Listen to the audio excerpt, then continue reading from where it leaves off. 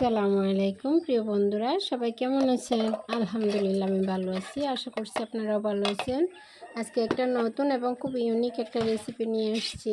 এটা একবার দেখেন, দেখলে ভালো লাগলে একটু লাইক শেয়ার করবেন। আমি প্রথমে একটু আদা, রসুন, পেঁয়াজ, একটু কাঁচামরিচ নিয়ে ব্লেন্ড করে নিয়েছি সুন্দর করে। কয়েকটা ডিম নিয়ে সুন্দর করে সেদ্ধ করে নিয়েছি।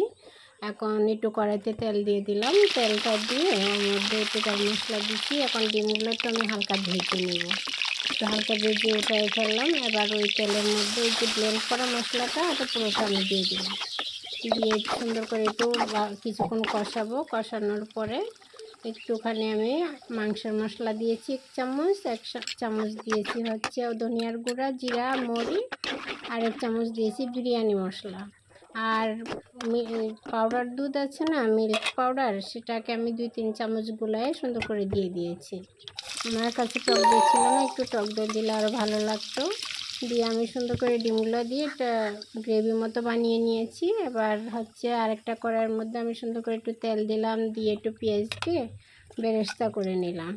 বেরেস্তাটা উঠায়ে তার মধ্যে আমি একটু গরম মশলা দিয়ে দিয়েছি। গরম মশলার মধ্যে এবার সুন্দর করে একটু ওই যে পোলাওর চাল আছে না, সেটা একটু ধুয়ে সুন্দর করে রেখেছিলাম, সেটাকে আমি এখন দিয়ে দিয়েছি। দিয়ে কয়েকটা কিশমিশ দিয়ে এখন ভালো করে চাউলটা ভাজা ভাজা করে নিব। চাউলটা সুন্দর করে ভাজা ভাজা হয়ে গেলে তার মধ্যে পরিমাণ মতো আমি পানি দিয়ে দিব। পরিমাণ মতো পানি দিয়ে ভাতটা ফুটতে দিব। ভাতটা যখন 80% হয়ে যাবে ঠিক তখন আমি ওই যে ডিমের গ্রেভিটা করে রেখেছিলাম সেটা আমি সে পোলাওর মধ্যে দিয়ে দিলাম।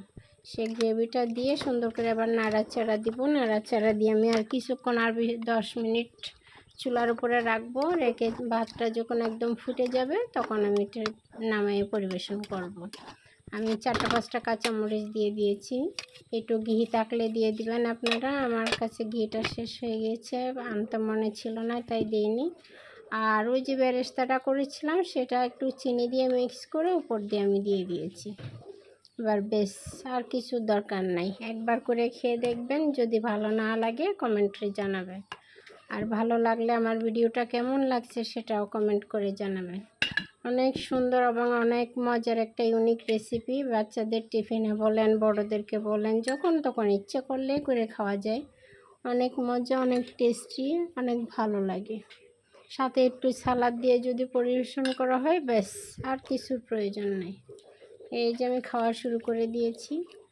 আপনারাও একবার করে খেয়ে দেখবেন। আর আমার ভিডিওটা ভালো লাগলে একটু লাইক করবেন,